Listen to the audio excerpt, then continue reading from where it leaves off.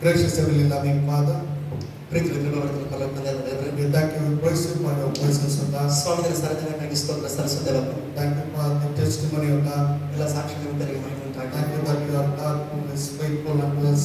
ಹೌದು ಸ್ವಾಮಿ, ನೀನು ಯಾವಾಗಲೂ ನಂಬಿಕಸ್ಥನಾಗಿರುವ ದೇವರಾಗಿದೆ. You are God who answers our prayers, O God. ದೇವರೇ, ನಮ್ಮ ಪ್ರಾರ್ಥನೆಗೆ ಉತ್ತರಿಸುವ ದೇವರಾಗಿದೆ. You will never forget us nor forsake us, O God. ನೀನು ಎಂದಿಗೂ ನಮ್ಮನ್ನು ಕೈ ಬಿಡುವಂತನಲ್ಲ, ಮರೆತು ಬಿಡುವಂತನಲ್ಲ.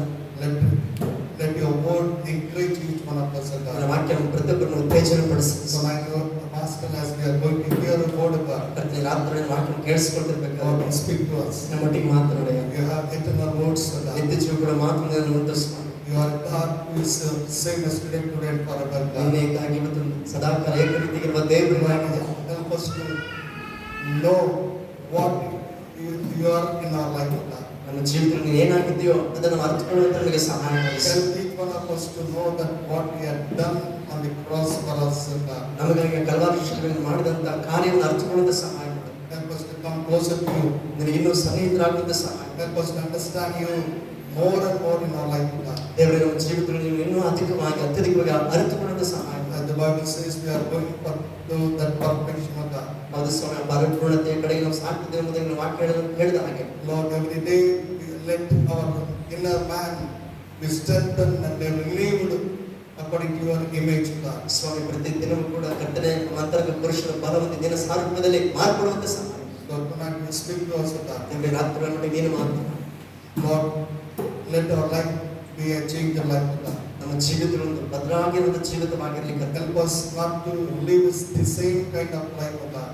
ಅದೇ ರೀತಿಯ ಜೀವನ ಇನ್ನಷ್ಟು ಮಾತ್ರ ಜೀವಿಸದಂತೆ ಸಹಾಯ ಮಾಡಿ. Help us to live a life which can bring glory to your name and also bring many souls to your kingdom, O God. ಹೌದು ಸ್ವಾಮಿ, ನಿನ್ನ ಮಹಿಮೆ ತರುವಂತ ಅನೇಕ ಆತ್ಮನ ರಾಜ್ಯಕ್ಕೆ ಸೇರಿಸುವಂತ ಜೀವಿತವಾಗಿ ನಮ್ಮ ಜೀವಿತವನ್ನು ಆಶೀರ್ವದಿಸಿ. Lord, our lives to be an example to many people, O God. ಅನೇಕ ಜನರಿಗೆ ನಮ್ಮ ಜೀವಿತದ ಮಾದರಿಯಾಗಿರ್ಬೇಕು. It is possible when we hear and listen and obey to your word, O God. ನಿನ್ನ ವಾಕ್ಯಕ್ಕೆ ನಮ್ಮ ವಿಧೇಯರಾಗಿ ಆ ಪ್ರಕಾರ ನಡ್ಕೊಳ್ಳುವ ಮಾತ್ರದ ಸಾಧ್ಯತೆ. So, Lord, tonight you speak to us. ಸ್ವಾಮಿ, ರಾತ್ರಿ ನೋಡಿ ನೀನು ಮಾತನಾಡು. Coming against every principalities, powers of the darkness, possessing your promises. In Jesus' name I pray. ಎಲ್ಲ ಅಂಧಕಾರ ಶಕ್ತಿ ವಿರುದ್ಧವಾಗಿ ಬರ್ತಾ ಕರ್ತನ ವಾಕ್ಯವನ್ನು ಸ್ವತಂತ್ರಿಸಿಕೊಂಡವರಾಗಿ ನಮ್ಮ ಕರ್ತನ ಯೇಸು ಕ್ರಿಸ್ತನ ಹೆಸರಿನಲ್ಲಿ ಪ್ರಾರ್ಥಿಸುತ್ತೇವೆ ತಂದೆ. Amen. Amen. Hallelujah. Hallelujah. Sometime back, a young man went to Reinhard Bonnke. ಕೆಲವು ದಿನಗಳ ಹಿಂದೆ ಒಂದ್ಸಾರಿ ಒಬ್ಬ ಯೌವನಸ್ಥನು ಸೇವಕರಾಗಿರ್ತಕ್ಕಂಥ ರೆನಾಲ್ಡ್ ಬಾಂಕೆ ಹತ್ರ ಹೋದ್ರು. And Bonnke, after the preaching in a university, the same man went and told Bonnke that Bonnke, you are preaching a thing which is not relevant to this present life. ಆ ಯೌವನಸ್ಥನು ಹೋಗಿ ನೇರವಾಗಿ ಆ ಒಂದು ವಿಶ್ವವಿದ್ಯಾಲಯದಲ್ಲಿ ಇದ್ದಂತ ಯೌವನಸ್ಥನು ಆ ಸೇವಕರ ಹತ್ರ ಮಾತನಾಡ್ತಾ ಇದ್ದಾನೆ. ಬಾಂಕೆ ಅವರೇ, ನೀವು ಏನು ಹೇಳ್ತಾ ಇದ್ದೀರಲ್ಲ, ಅದು ಈ ಪ್ರಸ್ತುತ ದಿನಕ್ಕೆ ಅದು ಅನ್ವಯಿಸುವುದಿಲ್ಲ. Because it is a very old book. The Bible doesn't having any what you call power. He was telling. ಆತನ ಅಭಿಪ್ರಾಯ ಏನಾಗಿತ್ತು ಅಂತಂದ್ರೆ, ನೀವು ಬೋಧಿಸ್ತಿರುವಂತ ಬೈಬಲ್ ಏನಿದೆ ಅದು ತುಂಬಾ ಹಳೆದಾಗಿರ್ತಕ್ಕಂಥ ಪುಸ್ತಕ, ಅದಕ್ಕೆ ಇನ್ಯಾವ ಹೆಚ್ಚಿನ ಶಕ್ತಿ ಈಗ ಇಲ್ಲ ಅಂತ ಹೇಳ್ತಾರೆ. So it is not bringing any thrill in our life or any kind of emotion in our life. ಮತ್ತೆ ಆ ಬೈಬಲ್ ಇಂದ ಇವತ್ತು ನಮ್ಮ ಜೀವಿತಗಳಲ್ಲಿ ಯಾವ ಉತ್ಸಾಹ ಇಲ್ಲ, ಯಾವುದೇ ವಿಧಂತ ಒಂದು ಮುಂದೆ ಸಾಕ್ಬೇಕನ್ನೋ ಹುರುಪು ಅದರಿಂದ ಏನು ಸಿಗ್ತಾ ಇಲ್ಲ ಅಂತ ಹೇಳ್ತಾರೆ. So how to make this segment to understand. ಈಗ ಆ ಮಾತು ಕೇಳಿದಂತ ಬಾಂಕೆ ಅವರಿಗೆ ಒಂದು ನಿಮಿಷ ಆಲೋಚನೆ ಬಿದ್ರು. ಅಂದ್ರೆ ಏನ್ ಈ ವ್ಯಕ್ತಿಗೆ ಉತ್ತರಿಸಬೇಕಂತ ಆಲೋಚನೆ. So immediately he brought the young man to outside. ತಕ್ಷಣ ಅವ್ರೇನ್ ಮಾಡಿದ್ರು ಅಂದ್ರೆ ಆ ಯಮನಸ್ಥನ ಕೈ ಹಿಡಿದು ಹೊರಗಡೆ ಕರ್ಕೊಂಡ್ ಬಂದ್ರು. And he showed the sun and told how old the sun is. ಮೇಲೆ ತಗದಾಗ ಹೊರಿತಿರಂತ ಆ ಸೂರ್ಯನ ತೋರಿಸಿ ಮಾತು ಕೇಳಿದ್ರು ಬಾಂಕೆ ಅವರು ಆ ಯಮನಸ್ಥನಿಗೆ, ಆ ಸೂರ್ಯ ಎಷ್ಟು ಕಾಲದಿಂದ ಹಾಗೆ ಹೊರಿತೈತೆ ನಿಮಗೆ ಗೊತ್ತಾ ಅಂತ ಕೇಳಿ. And he brought some centuries. ಅದರಿಂದ ಸುಮಾರು 100 ವರ್ಷಗಳಿಂದ ಹಾಗೆ ಅದು ಪ್ರಕಾಶಿಸ್ತಾ ಇದೆ. At any time he heard that the sun has lost its intensity and its power. ಹಾಗೆ ಬಾಂಕೆ ಕೇಳಿದೆ ಅಂತಂದ್ರೆ, ಇಷ್ಟು 100,000 ವರ್ಷಗಳಿಂದ ಅದು ಪ್ರಕಾಶ ಕೊಡ್ತಾ ಇದ್ದಾರೆ, ಯಾವತ್ತಾದ್ರೂ ಕೇಳಿದೆಯಾ ನೀನು ಆ ಒಂದು ಸೂರ್ಯ ತನ್ನ ಪ್ರಕಾಶ ಕೊಡೋದ್ರಲ್ಲಿ ಈಗ ಕಡಿಮೆ ಆಗಿದೆ ಅಥವಾ ತೀವ್ರತೆ ಕ್ಷೀಣಿಸಿದೆ ಅಂತ ಏನಾದ್ರೂ ಕೇಳಿ ಅಂತ ಪ್ರಶ್ನಿಸಿದ್ರು. And he don't know. ಯವನಸ್ಥರು ಹೇಳಿದ ಇಲ್ಲ ಆ ಥರ ಏನು ಕೇಳಿಲ್ಲ. And then we don't see this sun has been created by a God who has written this Bible. ಹಾಗೆ ಬೋನ್ಕರ್ ಹೇಳಿದ ನೋಡು ನೀನು ನೋಡ್ತಿಲ್ವಾ ಈ ಸೂರ್ಯ ಏನಿದೆ ಈ ಬೈಬಲ್ನ ದೇವರೇನಿದಾನೋ ಆತನೇ ಅದನ್ನ ಉಂಟು ಮಾಡಿದ್ದು. It is not the just a book, but it is having a power. ಹಾಗಾಗಿ ಆ ಸೃಷ್ಟಿಕರ್ತರ ಪುಸ್ತಕವಾಗಿರುವಂತ ಈ ಗ್ರಂಥ ತನ್ನ ಶಕ್ತಿನ ಯಾವತ್ತೂ ಕಳ್ಕೊಳ್ಳಲ್ಲ, ಅದಕ್ಕೆ ನಿರಂತರ When you read the word of God, you know the power of God. ನೀನು ಮನಸ್ಸಿಟ್ಟು ದೇವರ ವಾಕ್ಯವನ್ನು ಓದುವಾಗಲೇ ತಿಳ್ಕೊಳ್ಳುವಾಗಲೇ ಅದರಲ್ಲಿರುವ ಶಕ್ತಿಯನ್ನು ನಿನಗೆ ಅರ್ಥವಾಗುತ್ತೆ. So that's why he said, the Bible says that the preaching of the gospel is foolishness to the perishing people, but it is a power unto the people who are saved. ಅದಕ್ಕೆ ದೇವರ ವಾಕ್ಯವನ್ನು ಮಾತನಾಡೋದು ಏನಂತಂದ್ರೆ ಶಿಲ್ಬೆ ವಿಷಯವಾದಂಥ ವಾರ್ತೆಯು ನಾಶನದ ಮಾಡಲಿರುವವರಿಗೆ ಹುಚ್ಚು ಮಾತಾಗಿದೆ, ಅದು ರಕ್ಷಣೆ ಮಾಡದಿರುವಂತ ನಮಗಾದ್ರೂ ದೇವರ ಶಕ್ತಿಯಾಗಿದೆ. Why I am telling this one? ಯಾಕೆ ನಾನು ಇದನ್ನು ಹೇಳ್ತಾ ಇದ್ದೀನಿ? Every time we hear the messages from the Bible, ಅನೇಕ ಸಾರಿ ನಾವು ಬೈಬಲಿಂದ ಬಹಳಷ್ಟು ಸಂದೇಶಗಳನ್ನ ಕೇಳ್ತಾ ಇರ್ತೇವೆ. same old story, same kind of messages we hear. ಬಹುಶಃ ಕೇಳಿದ್ದನ್ನೇ ಅದೇ ವಿಷಯಗಳನ್ನ ಆ ವಚನಗಳನ್ನ ಪದೇ ಪದೇ ಮತ್ತೆ ನಾವು ಕೇಳ್ತಾ ಇರ್ತೇವೆ. Many times we think that the same old story only, why we have to hear. ಮತ್ತೆ ಬಹುಶಃ ಅನಿಸ್ಬೋದು ಕೇಳಿರುವಂತ ಅದೇ ಕತೆ ಅಥವಾ ಅದೇ ವಿಷಯ ಮತ್ತೆ ನಾವು ಯಾಕೆ ಕೇಳೋ ಅವಶ್ಯಕತೆ ಇದೆ. But the same word of God, it speaks to us in a different way. ನೋಡ್ರಿ, ಆದ್ರೆ ಅದೇ ದೇವರ ವಾಕ್ಯ ಅದೇ ಸಂದೇಶ ಇನ್ನು ವಿಭಿನ್ನವಾದ ರೀತಿಯಲ್ಲಿ ನಮ್ಮ ಒಟ್ಟಿಗೆ ಮಾತನಾಡುವಂತದ್ದಾಗಿದೆ. But even it speaks through many people, speaks in a different way. ಅದು ವಿಧ ವಿಧವಾದಂತಹ ಸೇವಕರ ಮೂಲಕ ವಿಧ ವಿಧವಾದ ರೀತಿಯಲ್ಲಿ ದೇವರ ವಾಕ್ಯ ನಮಗೆ ಬರುವಂತದ್ದಾಗಿದೆ. When you have the listening ears and a heart of understanding, you know what is the power of the word of God. ಯಾವಾಗಾದ್ರೂ ನಿಮ್ಮ ಜೀವನದಲ್ಲಿ ದೇವರ ವಾಕ್ಯವನ್ನ ಕೇಳಿಸಿಕೊಳ್ಳುವಂತ ಮನಸ್ಸು ಗ್ರಹಿಸುವಂತ ಹೃದಯ ನಮಗೆ ಇರ್ತದೋ ಆವಾಗ ವಾಕ್ಯದ ಶಕ್ತಿಯನ್ನು ನಮಗೆ ಅರ್ಥವಾಗುತ್ತೆ. So it may be the same passage of the word, but when you hear, God will speak to us in a different way. ನೋಡಿ, ನಾವು ಕೇಳಿಸ್ಕೊಂಡಂತ ಅದೇ ವಚನ ಅದೇ ವೇದ ಭಾಗ ಇರಬಹುದು, ಆದ್ರೆ ನಾವು ಮನಸ್ಸಿಟ್ಟು ಕೇಳುವಾಗ ದೇವರು ವಿಭಿನ್ನವಾದ ರೀತಿಯಲ್ಲಿ ಒಟ್ಟಿಗೆ ಅದೇ ವಾಕ್ಯದಿಂದ ಮಾತನಾಡ್ತಾನೆ. So my dear brothers and sisters, ಅದನ್ನು ಪ್ರಿಯ ಸಹೋದರ ಸಹೋದರಿ, so when you wanted to read the word, when you are listening to the word, ask the Holy Spirit to speak to you.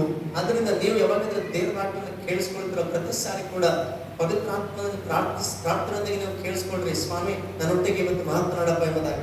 So it may it will speak in a different way, in a wonderful way. ಹಾಗೆ ಖಚಿತವಾಗಿ ದೇವರ ವಾಕ್ಯ ನಮ್ಮೊಟ್ಟಿಗೆ ಅದ್ಭುತವಾದ ರೀತಿಯಲ್ಲಿ ಮತ್ತು ಆಶ್ಚರ್ಯಕರವಾದ ರೀತಿಯಲ್ಲಿ ಅದು ಬರುವಂತದ್ದಾಗಿರ್ತದೆ. That's why one man who attended the D.L. Modi meeting, ಒಂದ್ಸಾರಿ ಡಿ.ಎಲ್. ಮೋದಿ ಅವರ ಊಟಕ್ಕೆ ಹೋಗಿ ಭಾಗವಹಿಸಿದಂತ ಮನುಷ್ಯ, and after attending that meeting, ಆ ಒಂದು ಊಟ ಹಾಕಿ ಅದನ್ನು ಹೋಗಿ ಪಾಲ್ಗೊಂಡ ಮೇಲೆ he is a butcher.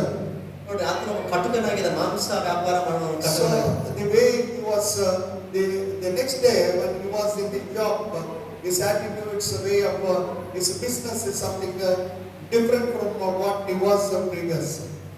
ಮರು ದಿವಸದಿಂದಲೇ ಆತನಲ್ಲಿ ದೊಡ್ಡ ಪರಿವರ್ತನೆ ಕಾಣಿಸ್ತಾ ಇದೆ. ಇದಕ್ಕಿಂತ ಮುಂಚೆ ಆತನು ಅದೇ ಅಂಗಡಿಯಲ್ಲಿ ಇದ್ದುಕೊಂಡು ಕೆಲಸ ಮಾಡುವಾಗ ಇದ್ದಂತ ವರ್ತನೆಗೂ ಈಗ ಆತನು ತೋರಿಸ್ತಿರುವಂತಹ ವರ್ತನೆಗೂ ಬಹಳಷ್ಟು ವ್ಯತ್ಯಾಸ ಕಾಣಿಸ್ತಾ ಇದೆ. And the people who came to him, they found out something different in this man. They asked, what happened to you? ಮತ್ತೆ ಆತನ ಹತ್ರಕ್ಕೆ ದಿನ ಆ ಮಾಂಸವನ್ನು ಕೊಟ್ಕೊಳ್ಳಿ ಬರ್ತಂತ ಜನರೇನಿದ್ರು ಅವರು ಈ ಸಾರಿ ಆತನಲ್ಲಿ ಇದ್ದಂತ ಆ ಬದಲಾವಣೆ ಗಮನಿಸಿ ಆತನಿಗೆ ಕೇಳಿದ್ರು, ನಿನಗೇನಾಯ್ತು ಅಂತ. Then he told, I attended a D.L. Modi's meeting. ಹಾಗಾದ್ರೆ ಹೇಳಿದ ಮಾತೇನಂದ್ರೆ, ನಾನು ಡಿ.ಎಲ್. ಮೋದಿ ಅವರ ಊಟಗಳಿಗೆ ಹೋಗಿ ನಾನು ಭಾಗವಹಿಸಿದೆ. Then they asked, what the message you heard, ನೀನು ಅಲ್ಲಿ ಯಾವ ಸಂದೇಶವನ್ನು ಕೇಳಿಸ್ಕೊಂಡಿ ಅಂತ ಕೇಳಿದ್ರು.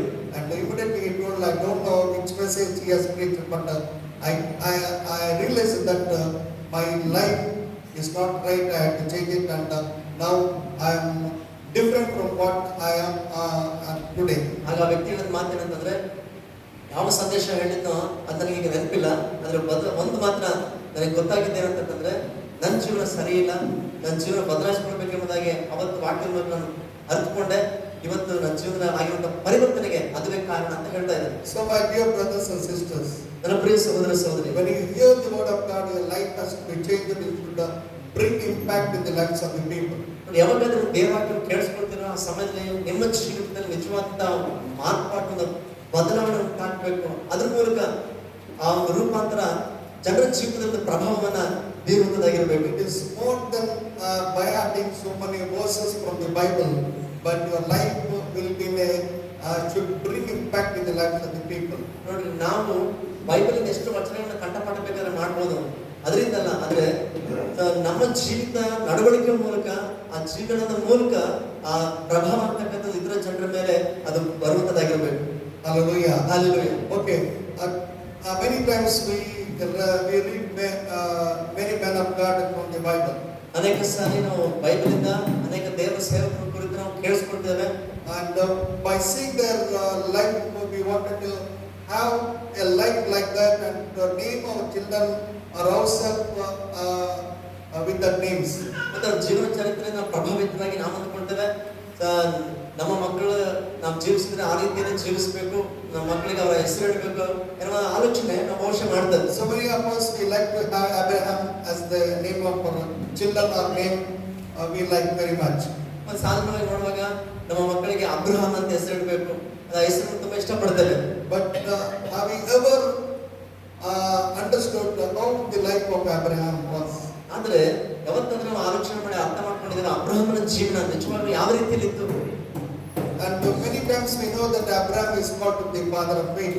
ಅಬ್ರಹಾಮನ ವಿಶ್ವಾಸಿಗಳಿಗೆ ತಂದೆ ಎಂಬಂತ ಸಂದೇಶವನ್ನ ವಿಷಯವನ್ನು ಅನೇಕ ಸಲ ಕೇಳಿಸ್ಕೊಂಡಿದ್ದೇವೆ. But we also should be like that. But many times we don't know, we don't understand how difficult this Abraham underwent. ಅನೇಕ ಸಲ ನಾವು ಗ್ರಹಿಸ್ತೇವೆ, ಆ ರೀತಿ ನಾವು ಕೂಡ ವಿಶ್ವಾಸದಲ್ಲಿ ಜೀವಿಸಬೇಕೆಂಬುದಾಗಿ. ಆದ್ರೆ ಅಬ್ರಹಾಮ ನಿಜವಾಗಿ ಕೂಡ ಎಂತೆಲ್ಲ ಕಷ್ಟಗಳ ಮೂಲಕ ಹಾದು ಹೋದ್ನೋ ನಾವು ಅದನ್ನ ಅನೇಕ ಸಲ ಅರ್ಥ ಮಾಡ್ಕೊಳ್ಳೋದಿಲ್ಲ. Overnight he has not become the father of faith. ದಿಢೀರ್ ಒಂದು ರಾತ್ರಿಯಲ್ಲಿ ಅದನ್ನು ವಿಶ್ವಾಸಿಗಳಿಗೆ ತಂದೆ ಎಂಬುದಾಗಿ ಅದನ್ನು ಆಗ್ಲಿಲ್ಲ. So boldly and he underwent so many pressures in his life. ನಾನು ನೋಡ್ತೇನೆ, ಆತ್ಮ ಲೋಕದಲ್ಲಿ ಜೀವಿಸ್ತಿರ್ಬೇಕಾದ್ರೆ ಅನೇಕ ವಿಧವಾಗಿರ್ತಕ್ಕಂಥ ಒತ್ತಡದಲ್ಲಿ ಕೂಡ ಅದನ್ನು ಹಾದು ಹೋದ. And like that Isaac also. ಅದೇ ರೀತಿ ಇಸಾಕರು ಕೂಡ. And when we see the life of Joseph, he also underwent so many difficulties in his life. ಅದೇ ರೀತಿ ಯೋಸೇಫನ ಜೀವನವನ್ನು ಗಮನಿಸುವಾಗಲೂ ಕೂಡ ಆತನ ಜೀವನದಲ್ಲಿ ಅನೇಕ ರೀತಿಯಾಗಿರ್ತಕ್ಕಂಥ ಶ್ರಮೆಗಳು, ಕಷ್ಟಗಳ ಮೂಲಕ ಆತನು ಹಾದು ಹೋದ.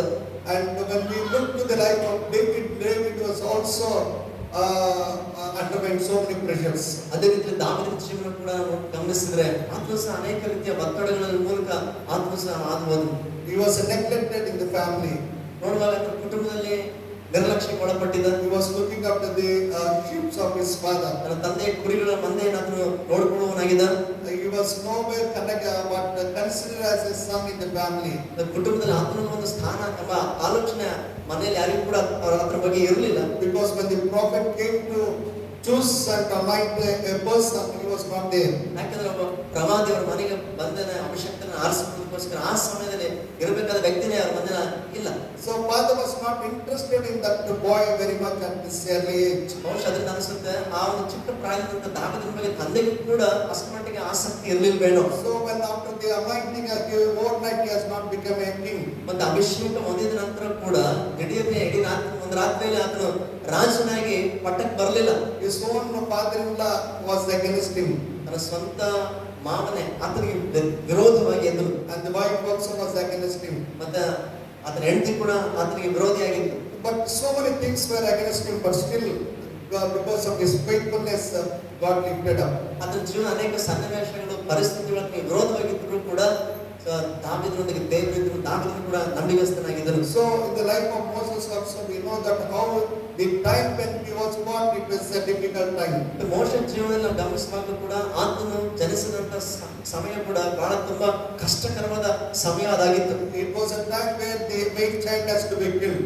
ಮತ್ತು ಶಾಸನ ಸಮಯದಲ್ಲಿ ಜಾರಿಯಲ್ಲಿತ್ತು, ಹುಟ್ಟುವಂತ ಮಗು ಗಂಡು ಮಗುವಾಗಿದ್ರೆ ಆ ಮಗುವನ್ನು ಕೊಂದು ಹಾಕಿಬಿಡಬೇಕೆನ್ನುವಂತ. But in all these things God's protection was there. God helped him to come out of his every problem. ಅದು ಎಲ್ಲ ಪರಿಸ್ಥಿತಿಗಳ ಮಧ್ಯದಲ್ಲಿ ಕೂಡ ಅವರಿಗೆ ದೇವರ ಒಂದು ಭದ್ರತೆ ಅವರಿಗೆ ಒದಗಿದ್ರು. ಮತ್ತು ಎಲ್ಲ ಸಮಸ್ಯೆಗಳಿಂದ ದೇವರೇ ಅವರನ್ನ ಹೊರಗಡೆ ತಂದರು. So Moses was in wilderness for 40 years after coming out of Egypt. ನಾವು ನೋಡ್ತೇವೆ ಐಗುಪ್ತ ದೇಶದ ಹೊರಗಡೆ ಬಂದ ನಂತರ ಮೋಶೆ ಇಸ್ರೇಲ್ ಜನರೊಂದಿಗೆ 40 ವರ್ಷಗಳ ಕಾಲ ಆ ಅರಣ್ಯ ಯಾತ್ರೆಯಲ್ಲಿ ಆತ್ಮ ಇದ್ರು.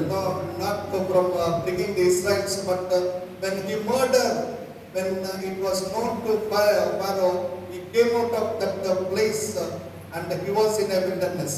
ನೋಡ್ರಿ, ಇನ್ನು ಮುಂಚೆ ಅಂದ್ರೆ ಇಸ್ರಾಯೇಲ್ ಬಿಡಿಸೋದಕ್ಕಿಂತ ಮುಂಚೆ ಆತನು ಆತನ ಹತ್ಯವನ್ನ ಮಾಡಿದ ಸಂದರ್ಭದಲ್ಲಿ ಆ ವಿಷಯ ಫರೋನ್ಗೆ ತಿಳಿದು ಬಂದ ಸಂದರ್ಭದಲ್ಲಿ ಐಗುಪ್ತ ದೇಶವನ್ನು ಬಿಟ್ಟು ಆತನು ಬೇರೆ ಪ್ರಾಂತ್ಯಕ್ಕೆ ಓಡಿ ಹೋಗ್ಬೇಕಾಯ್ತು. ಆ ಅಡವಿ ಪ್ರಾಂತ್ಯದಲ್ಲಿ ಆತನು ಜೀವಿಸಬೇಕಾಯ್ತು. 40 years he was not known, or he thought that his life is waste. ನೋಡ್ರಿ, ಸುಮಾರು 40 ವರ್ಷಗಳ ಕಾಲ ಮೋಶೆ ಇಲ್ಲದನ್ನು ಯಾರಿಗೂ ಗೊತ್ತಿಲ್ಲ, ಮೋಶೆ ಅಂದ್ರೆ ಯಾರಿಗೂ ಸಹ ತಿಳಿಲಾರದ ಪರಿಸ್ಥಿತಿ. ಆತನ ಜೀವನ ಬಹುಶಃ ಆತ ಅನ್ಕೊಂಡಿರ್ಬೋದು, ನನ್ನ ಜೀವನ ಇಷ್ಟೇ ಅಂತ ಹೇಳಿ. But God had a plan, and he obeyed to the voice of God. God started using Moses in a wonderful way. ಆದ್ರೆ ಮೋಶೆ ಕುರಿತಾಗಿ ದೇವರಿಗೆ ತನ್ನದೇ ಆದ ಯೋಚನೆ ಇತ್ತು. ದೇವರು ತನ್ನ ಸಮಯ ಬಂದಾಗ ಮೋಶೆಯನ್ನು ಅದ್ಭುತವಾದ ರೀತಿಯಲ್ಲಿ ಅದನ್ನು ಉಪಯೋಗಿಸಿದ. But like that today we see in the Bible there are so many men of God who underwent lot of tension, problems and difficulties in their life, and they have been successfully they were successful in their life. ಅದೇ ರೀತಿಯಲ್ಲಿ ಬಹಳಷ್ಟು ದೇವ ಜನರನ್ನು ಈ ರೀತಿಯಲ್ಲಿ ನಾವು ದೇವರ ವಾಕ್ಯದಲ್ಲಿ ನೋಡ್ತಾ ಹೋಗ್ತೇವೆ. ಅವರೆಲ್ಲರೂ ಕೂಡ ಅನೇಕ ವಿಧವಾದ ಕಷ್ಟಗಳು, ಸಮಸ್ಯೆಗಳು, ಮಾನಸಿಕ ಒತ್ತಡಗಳು ಎಲ್ಲರ ಮಧ್ಯದಲ್ಲಿ ಹಾದು ಬಂದವರಾಗಿದ್ರು. ದೇವರ ಮೇಲೆ ಇದ್ದಂತ ನಂಬಿಕೆ, ವಿಶ್ವಾಸ ನಿಮಿತ್ತ ದೇವರನ್ನು ಕೈ ಬಿಡಲಿಲ್ಲ.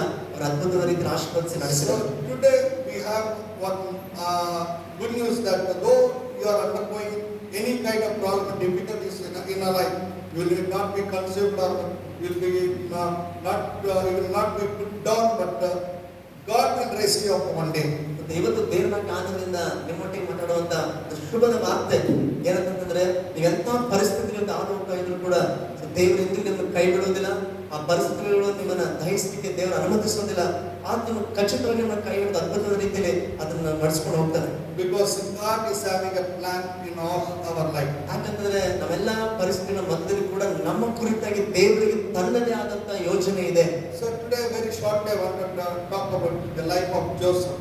ಇವತ್ತು ನಾನು ನಿಮ್ಮೊಟ್ಟಿಗೆ ಸಂಕ್ಷಿಪ್ತವಾಗಿ ಯೋಸೇಫನ ಜೀವನ ಕುರಿತಾಗಿ ಮಾತನಾಡಕ್ಕೆ ಬಯಸ್ತೇನೆ. Joseph he has become the prime minister of Egypt. ನೋಡಿ, ಯೋಸೇಫ ಆತನು ಇಡೀ ಐಗುಪ್ತ ದೇಶಕ್ಕೆ ಸರ್ವಾಧಿಕಾರಿಯಾದ. And many times we see that in the life of Joseph he underwent lot of problems. ಆದ್ರೆ ಯೋಸೇಫನ ಜೀವನದಲ್ಲಿ ನೋಡುವಾಗ ಆತನ ಅನೇಕ ಸಮಸ್ಯೆಗಳ ಮೂಲಕ ಹಾದು ಬಂದ. And many times the devil was against not to make Joseph the prime minister of Egypt.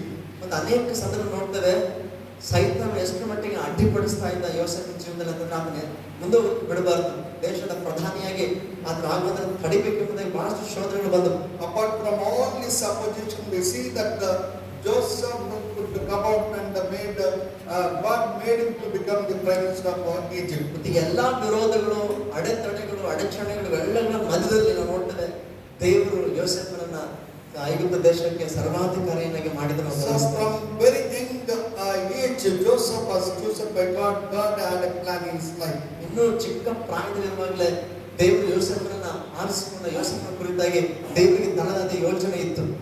Genesis chapter 37 and second verse, we see that Joseph was 17 years old, was feeding the flock of his brethren. 37 and second verse. These are the generation of Jacob. Joseph, being 17 years old, was feeding the flock with his brethren, and the land was with the sons of Bilhah and the sons of Zilpah, his father's wife, and Joseph brought unto his father their evil report. ಆದಿಕಾಂಡ 37ನೇ ಅಧ್ಯಾಯ 2ನೇ ವಚನ. ಯಾಕೋಬನ ಮಕ್ಕಳ ಚರಿತ್ರೆ. ಯೋಸೇಫನು 17 ವರ್ಷದವನಾಗಿ ಇನ್ನೂ ಹುಡುಗನಾಗಿದ್ದು ತನ್ನ ಅಣ್ಣಂದಿರ ಜೊತೆಯಲ್ಲಿ, ಅಂದರೆ ತನ್ನ ಮಲತಾಯಿಗಳಾಗಿದ್ದ ಬಿಲ್ಹಾ, ಜಿಲ್ಪಾ ಎಂಬವರ ಮಕ್ಕಳ ಜೊತೆಯಲ್ಲಿ ಆಡು ಕುರಿಗಳನ್ನು ಮೇಯಿಸುತ್ತಿದ್ದನು. So here we see that Joseph was also taking care of the sheep along with his brother. ನಾವು ಗಮನಿಸ್ತಿದ್ದೇವೆ, ಯೋಸೇಫನು ಕೂಡ ತನ್ನ ಅಣ್ಣ ತಮ್ಮಂದಿರ ಜೊತೆಯಲ್ಲಿ ಆ ಒಂದು ಕುರಿಗಳ ಮಂದೆಯನ್ನು ಆತನು ಕೂಡ ಮೇಯಿಸ್ತಾ ಇದ್ದಾನೆ. But Joseph was bringing all the evil things, giving the evil report about this brother into his father Joseph, Jacob. ಮುಂದೆ ನೋಡ್ತೇವೆ, ಮಗರು ಅಂದ್ರೆ ಅಣ್ಣ ತಮ್ಮರು ಏನಾದ್ರೂ ಕೆಟ್ಟ ಕೆಲಸ ಮಾಡುವಾಗ ಅವನು ತಂದೆಗೆ ತಿಳಿಸುತ್ತಿದ್ದನು. Is it right or wrong? You tell me. ಹೇಳ್ರಿ, ಯೋಸೇಫ ತನ್ನ ತಂದೆ ಯಾಕೋಬನಿಗೆ ಅವ್ರ ವಿಷಯದಲ್ಲಿ ಏನು ಬಂದು ಹೇಳಿದ್ನೋ ಅದನ್ನ ಮಾಡಿದ ಸರಿನಾ ತಪ್ಪ ಹೇಳ್ರಿ. Okay. He is doing a good thing because he is reporting what is things happening in the life of his brethren. ನೋಡ್ರಿ, ನಮ್ಮ ಅಣ್ಣ ಅಂದ್ರ ಜೀವಿತದಲ್ಲಿ ಆಗ್ತಿರುವಂತ ತಪ್ಪುಗಳ ವಿಷಯದಲ್ಲಿ ಅದನ್ನ ಮರೆ ಮಾಡಲಿಲ್ಲ, ಬದಲಾಗಿ ತಂದೆಗೆ ಬಂದ ಯಥಾಸ್ಥಿತಿಯಲ್ಲಿ ಅದನ್ನು ತಿಳಿಸ್ತಾ ಇದ್ದ. So Joseph was reporting every bad things of his brethren. ತನ್ನ ಅಣ್ಣಂದ್ರು ಮಾಡ್ತಿರೋ ಪ್ರತಿ ಕೆಟ್ಟ ಕೆಲಸಗಳ ವಿಷಯದಲ್ಲಿ ಯೋಸೇಫನು ಬಂದು ತಂದೆಗೆ ತಿಳಿಸ್ತಾ ಇದ್ದ. Sometimes we also give some report to the other people. ನಾವು ಕೂಡ ಕೆಲವು ಸಾರಿ ಇತರ ಕುರಿತಾಗಿ ಮತ್ತೊಬ್ಬರ ಹತ್ರ ವರದಿ ಹೇಳ್ತಾ ಇರ್ತೇವೆ. And sometimes why we tell, not because we are wanted to correct those people, we wanted to make them that we are something superior and other people are down. ಮತ್ತೆ ನಮ್ಮ ಒಂದು ಅಭಿಪ್ರಾಯ ಉದ್ದೇಶನೇ ಬೇರೆ ಇರ್ತದೆ. ಆ ರೀತಿ ಮತ್ತೊಬ್ಬರ ಬಗ್ಗೆ ಹೇಳುವಾಗ ಅವ್ರನ್ನ ಸರಿಪಡಿಸ್ಬೇಕು, ಸರಿ ಹೋಗ್ಬೇಕಂತ ಒಳ್ಳೆ ಅಭಿಪ್ರಾಯ ಇರಲ್ಲ, ಬದಲಾಗಿ ಅವ್ರನ್ನ ಕಡಿಮೆ ಮಾಡಿಬಿಟ್ಟು ನಾವೇನು ದೊಡ್ಡವರು ಅಥವಾ ಒಳ್ಳೆಯವರ ಎಂಬತ್ತ ತೋರ್ಪಡಿಸ್ಕೋಬೇಕಂತ ಆಲೋಚನೆ ಭವಿಷ್ಯ. But anyway, Joseph was giving the report. I don't want to go much into that thing. ನಾನು ಆ ವಿಷಯದಲ್ಲಿ ಬಹಳಷ್ಟು ಇನ್ನು ಮುಂದೆ ಹೇಳೋಕೆ ಇಷ್ಟಪಡಲ್ಲ. ಅದ್ರ ಬದಲಾಗಿ ನೋಡ್ತಿದ್ದೆ, ಯೋಸೇಫ ತನ್ನ ತಂದೆಗೆ ತನ್ನ ಅಣ್ಣಂದಿರ ವಿಷಯದಲ್ಲಿ ಅವ್ರು ಮಾಡುವ ಕೆಟ್ಟ ಕೆಲಸಗಳ ವಿಷಯದಲ್ಲಿ ಅದನ್ನು ತಿಳಿಸ್ತಾ ಇದ್ದ. And number two, his father was loving Joseph. ಮತ್ತೆ ಎರಡನೇ ವಿಷಯ ಯೋಸೇಫನ ಕುರಿತು ನೋಡ್ತೇವೆ, ತನ್ನ ತಂದೆ ಯಾಕೋಬ ಯೋಸೇಫನನ್ನ ಅಧಿಕವಾಗಿ ಪ್ರೀತಿಸ್ತಾ ಇದ್ದ. Now Israel loved Joseph more than his children, and because he was the sons of his old age. ಯೋಸೇಫನು ಇಸ್ರಾಯೇಲನಿಗೆ ಮುಪ್ಪಿನಲ್ಲಿ ಹುಟ್ಟಿದವನಾದ್ದರಿಂದ ಇಸ್ರಾಯೇಲನು ಅವನನ್ನು ತನ್ನ ಎಲ್ಲಾ ಮಕ್ಕಳಿಗಿಂತ ಹೆಚ್ಚಾಗಿ ಪ್ರೀತಿಸಿ. Okay. Here we see that Joseph loved Jacob loved Joseph very much. ನೋಡ್ತೇವೆ, ಯಾಕೋಬನು ತನ್ನ ಮಗನಾದ ಯೋಸೇಫನನ್ನ ಅಧಿಕವಾಗಿ ಪ್ರೀತಿಸುವನಾಗಿದೆ. And also the Bible says he made a beautiful coat of many colors. ಅಷ್ಟಮಾತ್ರ ದೇವರು ಹೇಳುತ್ತೆ, ಅವನಿಗೆ ನಿಲುವಂಗಿಯನ್ನು ಮಾಡಿಸಿ ಕೊಟ್ಟಿದ್ದನು ಎಂಬುದಾಗಿ.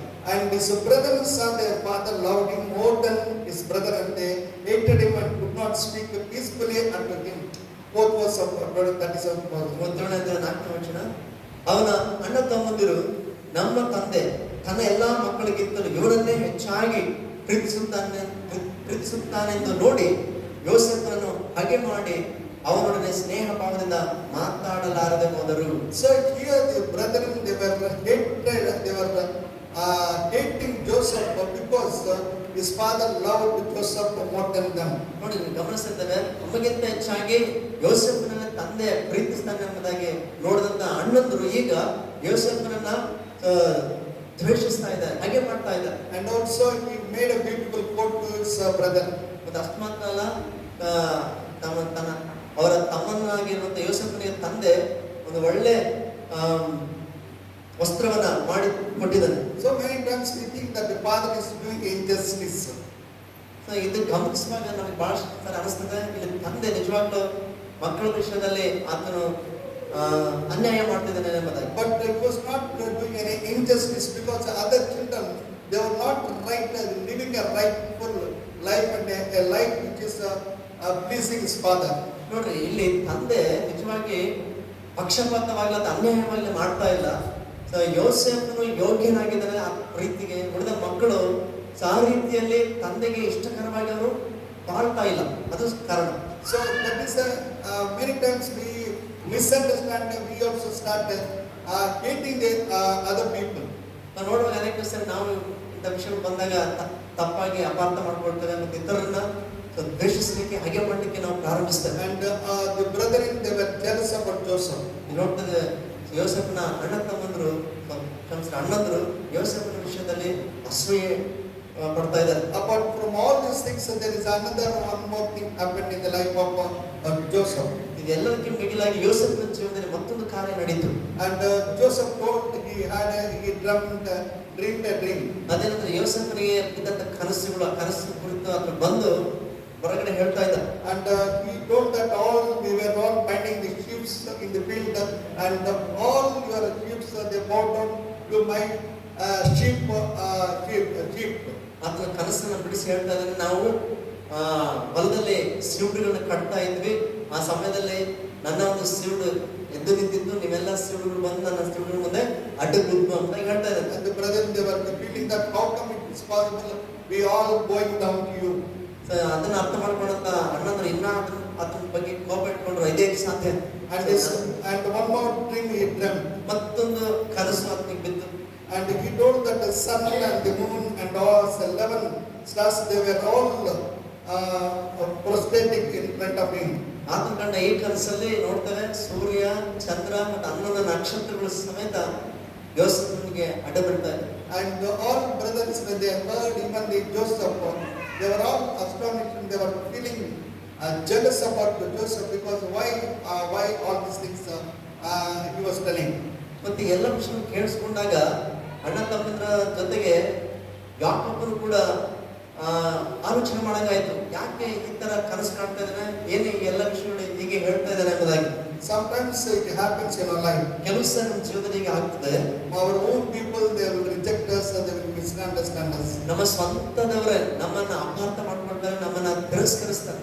When you are living a righteous life, a holy life, ನೀನು ಯಾವಾಗಾದ್ರೆ ಒಂದು ನೀತಿಯುಳ್ಳ ಜೀವನ, ಪವಿತ್ರವಾದ ಪರಿಶುದ್ಧ ಜೀವನ ನೀನು ಜೀವಿಸುವಾಗ, when you live a different life than other people, ಇತರರಂತೆ ನೀನು ಜೀವನ ಮಾಡದೆ ವ್ಯತ್ಯಾಸಕರವಾಗಿ ನೀನು ನಡ್ಕೊಳ್ಳುವಾಗ ಅಥವಾ ಒಳ್ಳೆ ರೀತಿಯಲ್ಲಿ ಜೀವಿಸುವಾಗ, maybe you are being hated or you have been rejected by the people. ಬಹುಶಃ ಜನರಿಂದ ನೀನು ತಿರಸ್ಕರಿಸಲ್ಪಡಬಹುದು ಅಥವಾ ಅವರು ನಿಮ್ಮನ್ನ ಹಾಗೆ ಮಾಡಬಹುದು. This may happen in your workplace. ಬಹುಶಃ ಈ ಇಂತಹ ವಿಷಯಗಳು ನೀವು ಕೆಲಸ ಮಾಡುವಂತ ಸ್ಥಳದಲ್ಲಿ ಸಹ ಆಗ್ತದೆ. Sometimes our neighbors also will look down in our life. ಕೆಲವು ಸಾರಿ ನಾವು ವಾಸ ಮಾಡ್ತಿರುವಂತ ನಮ್ಮ ವಾಸಸ್ಥಳದಲ್ಲಿ ಅಕ್ಕಪಕ್ಕದ ನೆರೆಹೊರೆಯವರು ಕೂಡ ನಮ್ಮನ್ನ ಕೀಳಾಗಿ ನೋಡಬಹುದು. But one thing we have to remember, that when we are pleasing God, whatever the people think about us, do against us, will not affect us, because God is having a plan in our life. ಒಂದು ವಿಷಯ ಏನಂತಂದ್ರೆ ಇಂಥ ಒಂದು ಪರಿಸ್ಥಿತಿಗಳಲ್ಲಿ ಜನರು ವಿರೋಧವಾಗಿ ಏನೇ ಮಾಡಿದ್ರು, ಅವ್ರು ಏನೇ ಮಾತನಾಡಿದ್ರು, ಅವ್ರು ಯಾವುದು ಕೂಡ ನಮ್ಮನ್ನ ಮುಟ್ಲಿಕ್ಕೆ ಸಾಧ್ಯ ಇಲ್ಲ, ನಮ್ಮನ್ನ ಹಾನಿ ಮಾಡಲಿಕ್ಕೆ ಸಾಧ್ಯ ಇಲ್ಲ. ಕಾರಣ ದೇವರು ನಮ್ಮ ಸಂಗಡ ಇದ್ದಾನೆ.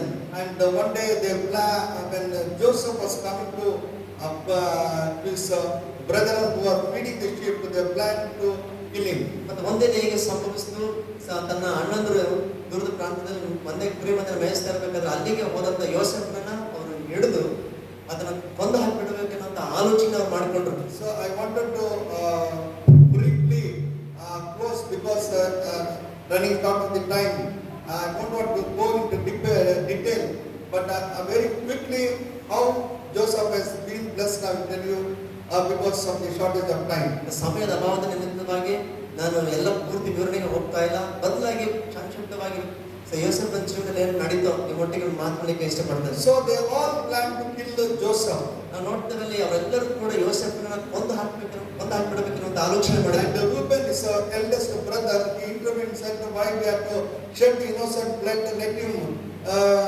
be put into this dry pit. ಆ ಸಮಯದಲ್ಲಿ ಅವರ ಆಲೋಚನೆಗಳ ಮಧ್ಯದಲ್ಲಿ ಅಣ್ಣನಾಗಿ ದೊಡ್ಡ ಅಣ್ಣನಾಗಿರ್ತಕ್ಕಂಥ ರೂಬೇನ ಮುಂದೆ ಬಂದು ಅಡ್ಡ ಬಂದು ಆತ ಹೇಳ್ತಾರೆ, ನಾವ್ ಯಾಕೆ ಇದನ್ನ ಕೊಂದು ಆ ನಿರಪರಾಧ ರಕ್ತ ದೋಷ ನಾವು ನಮಗೆ ಬರಬೇಕು, ಬೇಡ, ಇದ್ರ ಒಂದು ಕುಣಿ ಇದಲ್ಲ ಆ ಕುಣಿಯಲ್ಲಿ ಹಾಕಿ ಬಿಡೋಣ ಅಂತ ಮಾತಾಡ್ಕೊಂಡು. And the Bible says they cast him into that pit. ಏನಂತಂದ್ರೆ ಅಲ್ಲಿಂದ ಕುಣಿಯಲ್ಲಿ ಯೋಸೇಫನನ್ನ ಹಾಕಿಬಿಟ್ರು. But as they were eating, they saw the Ishmaelites coming on that way. ಯೋಸೇಫನನ್ನ ಕುಣಿಯಲ್ಲಿ ಹಾಕಿದ್ದಾರೆ. ಇವರು ಹೊರಗಡೆ ಕುತ್ಕೊಂಡು ಊಟ ಮಾಡ್ತಾ ಕೂತಿರ್ಬೇಕಾದ್ರೆ ದೂರದಿಂದ ಇಷ್ಮಾಯೇಲರು ಬರೋದನ್ನ ನೋಡಿದ್ರು. So immediately they thought, why we have to kill this man, at least we will sell off Joseph. ತಕ್ಷಣ ಅಂದ್ಕೊಂಡ್ರು, ಇಲ್ಲೇ ಸಾಯ್ಲಿಕ್ಕೆ ಯಾಕೆ ಬಿಡಬೇಕು ಈ ಯೋಸೇಫನನ್ನ, ಆ ವಿದ್ಯಾರ್ಥಿಗಳ ಬರ್ತಿದ್ರೆ ಅವರಿಗೆ ಇದನ್ನ ಮಾರಿ ಬಿಡೋಣ ಅಂತ ಆಲೋಚನೆ ಮಾಡಿ. See how God was trying to save Joseph, and he is going to make him a prime minister of Egypt. ಇಲ್ಲಿ ದೇವರು ಯಾವ ರೀತಿ ಕಾರ್ಯ ಮಾಡ್ತಾ ಇದ್ದಾನೆ, ಯೋಸೇಫನನ್ನ ಅದರ ಪ್ರಾಣನ ದೇವರು ಸಂರಕ್ಷಿಸ್ತಾ ಇದ್ದಾನೆ ಅಂತ ಮುಂದೆ ಐಗುಪ್ತ ದೇಶಕ್ಕೆ ಪ್ರಧಾನ ಮಂತ್ರಿಯಾಗಿ ಆ ಹಾದಿಯಲ್ಲಿ ದೇವರು ನಡೆಸ್ತಾ ಇದ್ದಾರೆ. Even God is planning to save the same brother in one day because of Joseph.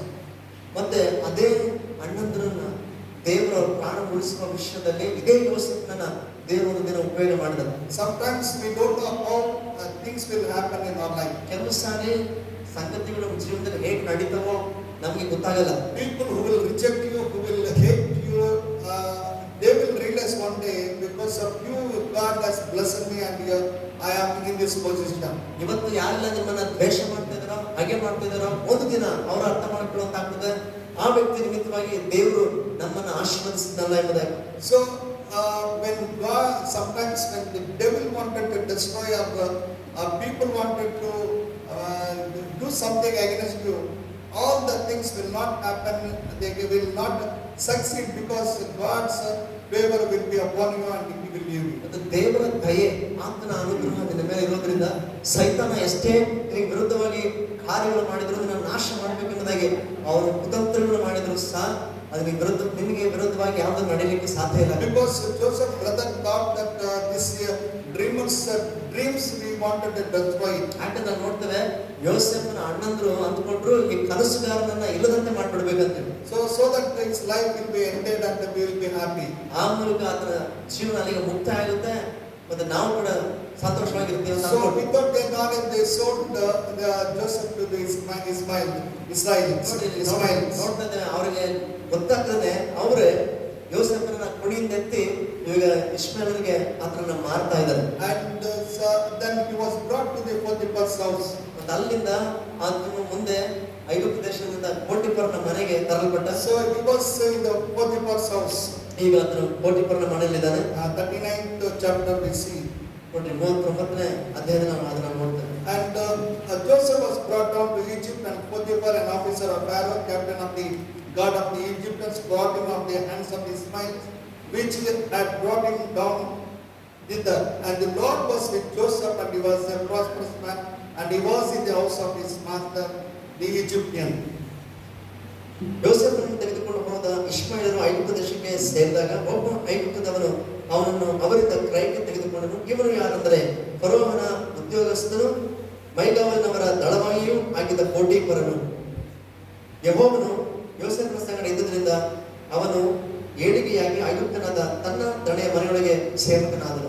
So here the Bible says that God was with Joseph. ಇಲ್ಲಿ ಏನು ಹೇಳುತ್ತೆ, ದೇವರು ಯೋಸೇಫನ ಸಂಗಡ ಇದ್ದನು ಎಂಬುದಾಗಿ. So because Joseph was living a right kind of life in the sight of God, that's why the God was favoring Joseph, and God was with Joseph. ನೋಡ್ರಿ, ಯೋಸೇಫನು ದೇವರ ದೃಷ್ಟಿಯಲ್ಲಿ ಯೋಗ್ಯನಾಗಿ ಆತನು ನಡ್ಕೊಳ್ತಾ ಇದ್ದಾನೆ. ಅದರ ನಿಮಿತ್ತ ದೇವರು ಯೋಸೇಫನ ಸಂಗಡ ಇದ್ದಾನೆ ಮತ್ತು ದೇವರು ಯೋಸೇಫನನ್ನ ಅಭಿವೃದ್ಧಿಗೆ ತರ್ತಾ ಇದ್ದಾನೆ. And whatever the master gave in the hands of Joseph, it was prosper, it was being blessed. ಮತ್ತೆ ಆ ಮನೆಯ ಯಜಮಾನ ಏನಿದಾನೋ ಯಾವೆಲ್ಲ ಕೆಲಸವನ್ನ ಯೋಸೇಫನಿಗೆ ಒಪ್ಪಿಸಿದ ಅದೆಲ್ಲ ವಿಷಯದಲ್ಲಿ ಕೂಡ ಏಳಿಗೆಯನ್ನ ಅಥವಾ ಅಭಿವೃದ್ಧಿಯನ್ನು ನಾವು ನೋಡ್ತಾ ಇದ್ದಾರೆ. And the Bible says Joseph found grace in his sight. ದೇವರ ಹೇಳುತ್ತೆ ಅವನ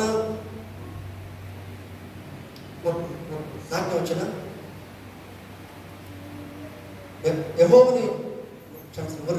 ಯೆಹೋವನು ಯೋಸೇಫನ ಸಂಗಡ ಬಿದ್ದು ಅವನು ಮಾಡುವ ಕೆಲಸವನ್ನೆಲ್ಲ ಸಫಲವಾಗುವಂತೆ ಮಾಡುತ್ತಾನೆಂದು ಅವನ ದಣಿಯು ತಿಳಿದು ಅವನ ಮೇಲೆ ದಯೆ ಇಟ್ಟು ಅವನನ್ನು ಸ್ವಂತ ಸೇವಕನನ್ನಾಗಿ ನೇಮಿಸಿಕೊಂಡನು. ಇದಲ್ಲದೆ ಆ ದಣಿಯು ಅವನಿಗೆ ತನ್ನ ಮನೆಯಲ್ಲಿ 6 ಪತ್ಯವನ್ನು ಕೊಟ್ಟು ತನ್ನ ಆಸ್ತಿಯನ್ನೆಲ್ಲ ಅವನ ವಶಕ್ಕೆ ಒಪ್ಪಿಸಿದನು. So here we see that Joseph has been promoted. ಇಲ್ಲಿ ನೋಡ್ತೇವೆ ಯೋಸೇಫನು ಬಡ್ತಿಯನ್ನು ಹೊಂದಿಕೊಳ್ತಾ ಇದ್ದಾನೆ. So here Joseph was made a leader or a caretaker of that house. ನೋಡ್ತೇವೆ ಯೋಸೇಫನು ಇಡೀ ಆ ಪೋಟಿಫರನ ಮನೆಯ ಮೇಲ್ವಿಚಾರಕನಾಗ್ತಾ ಇದ್ದಾನೆ. And the Bible says that Joseph didn't know what is happening in the house. He was had such a wonderful faith in Joseph. ಮತ್ತೆ ಮುಂದೆ ನೋಡ್ತೇವೆ ಯೋಸೇಫನ ವಿಷಯದಲ್ಲಿ ಆ ಮನೆಯ ಯಜಮಾನ ಎಷ್ಟು ಮಟ್ಟಿಗೆ ನಂಬಿಕೆ ಇಟ್ಟಿದ್ದಂತಂದ್ರೆ ಯೋಸೇಫನ ಇರುವ ನಿಮಿತ್ತ ತನ್ನ ಮನೆ ಯಾವುದೇ ವಿಷಯದಲ್ಲಿ ಕೂಡ ಆ ಪೋಟಿಫರನ್ನು ಚಿಂತಿಸಲಿಲ್ಲ. Because in the 6th verse we see that that Potiphar didn't was asking anything but except taking his food. 6ನೇ ವಚನ ನೋಡ್ತೇವೆ, ಅವನು ತನ್ನ ಆಸ್ತಿಯನ್ನೆಲ್ಲ ಯೋಸೇಫನ ವಶಕ್ಕೆ ಒಪ್ಪಿಸಿದನು. ಇವನು ತನ್ನ ಬಳಿಯಲ್ಲೇ ಇದ್ದುದರಿಂದ ತಾನು ತಿನ್ನುವ ಆಹಾರ ಒಂದನ್ನೇ ಹೊರತು ಬೇರೆ ಯಾವುದನ್ನು ಚಿಂತಿಸಲಿಲ್ಲ. So that means Joseph had a full liberty in that house. ಅದರ ಅರ್ಥ ಯೋಸೇಫನಿಗೆ ಮನೆಯಲ್ಲಿ ಸಂಪೂರ್ಣವಾಗಿರ್ತಕ್ಕಂಥ ಸ್ವೇಚ್ಛೆ ಇದೆ. But at the same time, we see that the Potiphar's wife had an eye on Joseph. ಅದನ್ನ ನೋಡ್ತೇವೆ. ಈಗಿದ್ದಂಥ ಸಂದರ್ಭದಲ್ಲಿ ಅದೇ ಸಮಯದಲ್ಲಿ ಆ ಪೋಟಿಫರನ ಹೆಂಡತಿಯು ಯೋಸೇಫನ ಮೇಲೆ ಕಣ್ಣಾಕಿದ್ದು ಎಂಬುದಾಗಿ. But Joseph didn't obey and didn't oblige to her thing, and he ran away from that place. ಅಲ್ಲಿ ನೋಡ್ತಾ ಯೋಸೇಫ ಎಷ್ಟು ಮಾತ್ರಕ್ಕೂ ಕೂಡ ಆಕೆಯ ಆಲೋಚನೆಗೆ ಸಮ್ಮತಿಸಲಿಲ್ಲ. ಅಲ್ಲಿಂದ ಆತನು ಆ ಸ್ಥಳದ ಬಿಟ್ಟು ಓಡಿ ಹೋದ. And because of that thing, she gives a complaint to the husband Potiphar, and he puts him into the prison where the king's officers are being put. ಅದರ ನಿಮಿತ್ತ ಯೋಸೇಫನಿಗೆ ವಿರುದ್ಧವಾಗಿ ಆಕೆ ಫಿರ್ಯಾದಿ ಮಾಡಿ ಗಂಡನ ಮುಂದೆ ಯೋಸೇಫನನ್ನ ಈಗಾತ ಅಧಿಕಾರಿಯಾಗಿದ್ದ ನಿಮಿತ್ತ ಯೋಸೇಫನನ್ನ ಸೆರೆಮನೆಯಲ್ಲಿ ಹಾಕಿಸಿ. If this thing would not have happened in the life of Joseph, ಒಂದು ವೇಳೆ ಈ ಘಟನೆ ಯೋಸೇಫನ ಜೀವನದಲ್ಲಿ ನಡೆಯದೆ ಹೋಗಿದ್ದಿದ್ರೆ Joseph would not have gone to a palace.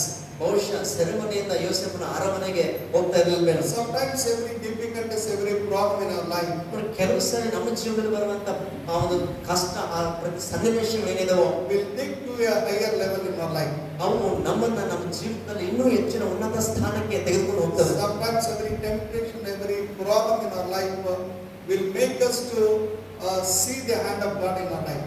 ನಮ್ಮ ಜೀವನದಲ್ಲಿ ಬರುವಂತ ಆ ಕಷ್ಟಗಳು, ಸಮಸ್ಯೆಗಳು ಕೆಲವು ಸಾರಿ ನಮ್ಮ ಜೀವನದಲ್ಲಿ ದೇವರ ಹಸ್ತ ಅಥವಾ ಉನ್ನತವಾದ ಹಸ್ತ ಇರುವುದನ್ನ ನಾವು ಅನುಭವಕ್ಕೆ ಬರುವಂತೆ ಮಾಡ್ತಾರೆ. That's why many men of God will say there is no shortcut in the life of a Christian. ಅದಕ್ಕೆ ಒಬ್ಬ ದೇವರ ಸೇವಕನು ಹೇಳ್ತಾನೆ, ನಿಜವಾಗ್ಲೂ ಒಬ್ಬ ಕ್ರೈಸ್ತನ ಜೀವಿತದಲ್ಲಿ ಯಾವುದೇ ರೀತಿಯ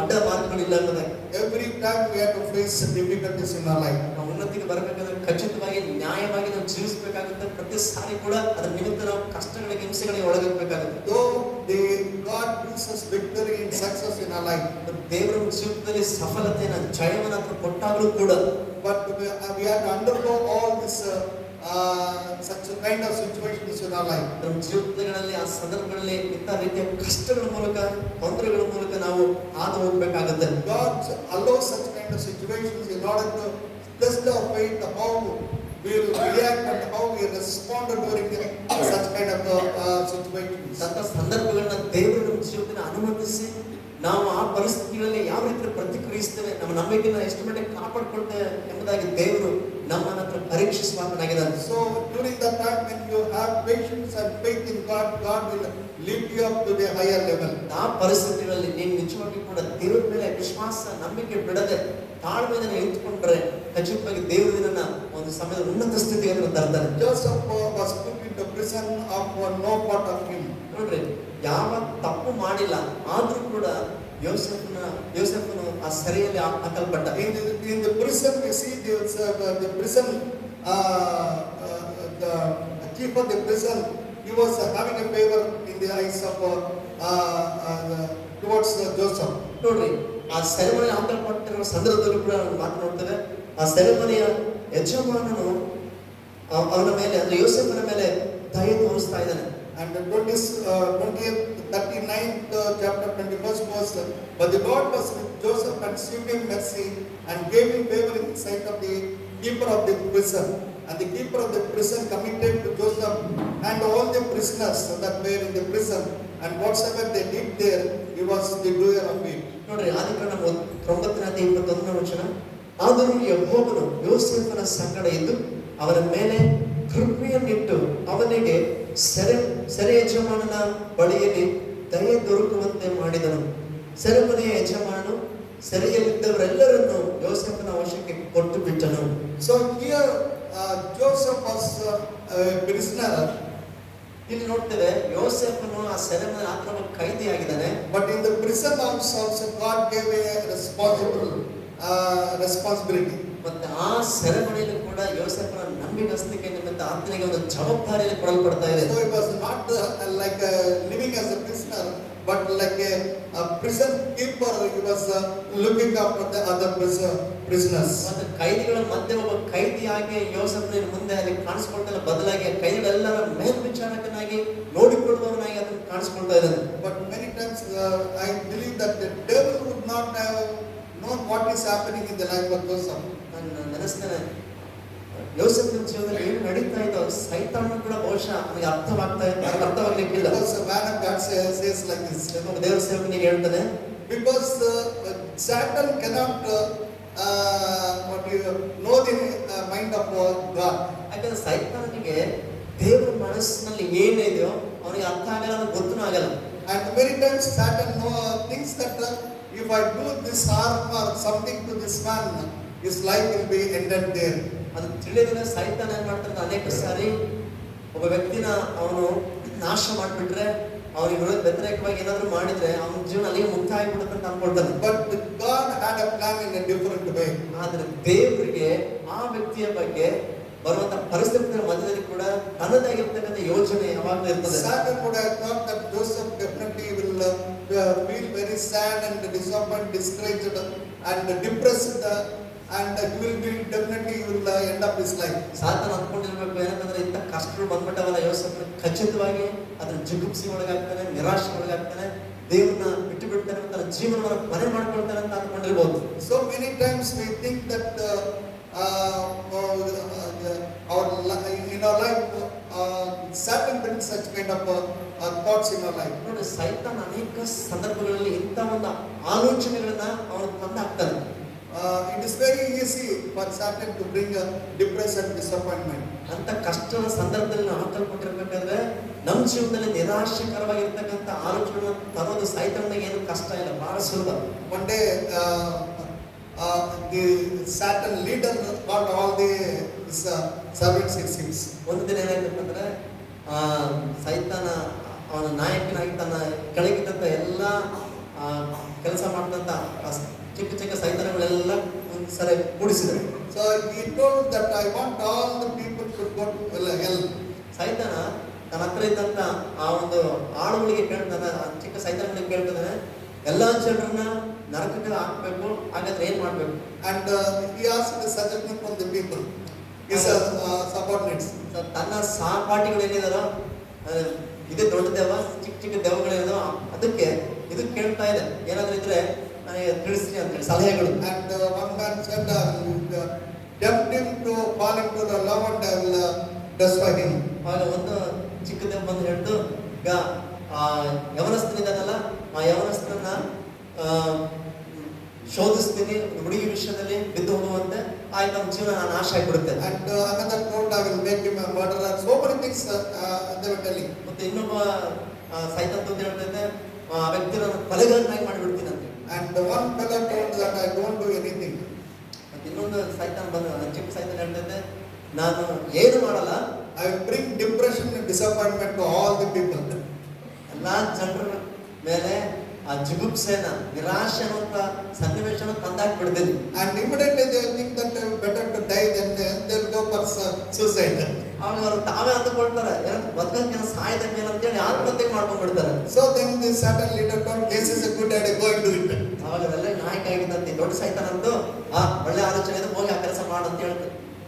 Many times even believers like it is happening. ನೋಡಿ, ಅನೇಕ ಸಾರಿ ವಿಶ್ವಾಸಿಗಳಾಗಿರುವವರ ಜೀವನದಲ್ಲಿ ಕೂಡ ಈ ರೀತಿಯ ಕಾರ್ಯಗಳನ್ನು ಮಾಡಲಿಕ್ಕೆ ಸೈತಾನ ನೋಡ್ತಾನೆ. Because every time Satan brings a depression, disappointment. ಯಾಕಂದ್ರೆ ಪ್ರತಿ ಸಾರಿ ಕೂಡ ಸೈತಾನ ಜೀವನದಲ್ಲಿ ಆ ನಿರಾಶೆಯನ್ನ, ಜುಗುಪ್ಸೆಯನ್ನು ತಂದಾಕ್ತಾನೆ. Many times I heard so many people telling that I was having so much of tension or depression because of that I don't know what to do. ಅನೇಕರು ಈಗ ಹೇಳಿದ ಕೇಳಿಸ್ಕೊಂಡಿದ್ದೀನಿ, ನನ್ನ ಜೀವನದಲ್ಲಿ ಬಂದಂತ ಈ ಪರಿಸ್ಥಿತಿಗಳಿಂದ ಬಹಳಷ್ಟು ನನಗೆ ನಿರಾಶೆಯಲ್ಲಿದ್ದೀನಿ, ತೊಂದರೆಯಲ್ಲಿದ್ದೀನಿ, ಏನ್ ಮಾಡ್ಬೇಕು ನನಗೆ ಗೊತ್ತಾಗ್ತಾ ಇಲ್ಲ. So that is the type of God the devil tries to do in our life. ಆ ರೀತಿಯಲ್ಲಿ ಸೈತಾನನ ಜೀವಿತಗಳನ್ನ ನಾಶನಕ್ಕೆ ಗುರಿ ಮಾಡಲಿಕ್ಕೆ ಅವನು ಪ್ರಯತ್ನಿಸ್ತಾನೆ. So Joseph was in that condition, but God gave him a favor and he was not undergone into any depression and disappointment. ನೋಡಿ, ಯೋಸೇಫನು ತನ್ನ ಜೀವನದಲ್ಲಿ ಅಂತ ಒಂದು ಪರಿಸ್ಥಿತಿಯಲ್ಲಿ ಆತನ ಇದ್ದಾಗಲೂ ಕೂಡ ದೇವರ ಹತ್ರ ಸಂಗಡ ಇದ್ದ. ಅದಕ್ಕಾಗಿ ಯೋಸೇಫ್ ಯಾವತ್ತೂ ಕೂಡ ಅಂತ ಆಲೋಚನೆ ಹತ್ರ ಮಾಡಲೇ ಇಲ್ಲ. He was made a leader in that prison. ದೇವರಿಂದ ಯಾವಾಗಲೂ ದೊರಕ್ತಾ ಇತ್ತು, ಆ ಸೆರೆಮನೆಯಲ್ಲಿ ಕೂಡ ಒಬ್ಬ ನಾಯಕನಾಗಿ ಮುಂದುವರಿತಾ ಇದ್ದಾರೆ. And one day suddenly the baker and the butler of the king's palace they were put into prison. ಒಂದು ದಿನ ಏನಾಗ್ತದೆ, ಅದೇ ಸೆರೆಮನೆಯಲ್ಲಿ ಅರಸನ ಹತ್ರ ಕೆಲಸ ಮಾಡ್ತಾ ಇದ್ದಂತ ಪಕ್ಷಕಾರನು ಆಮೇಲೆ ಪಾನದಾಯಕನು ಅವರಿಬ್ಬರು ಕೂಡ ಸೆರೆಗೆ ಹಾಕಲ್ಪಟ್ಟರು. Both had a dream one day. ಅವರಿಬ್ಬರಿಗೂ ಸಹ ಕನಸುಗಳು ಬಿದ್ದವು. And both they were looking very sad.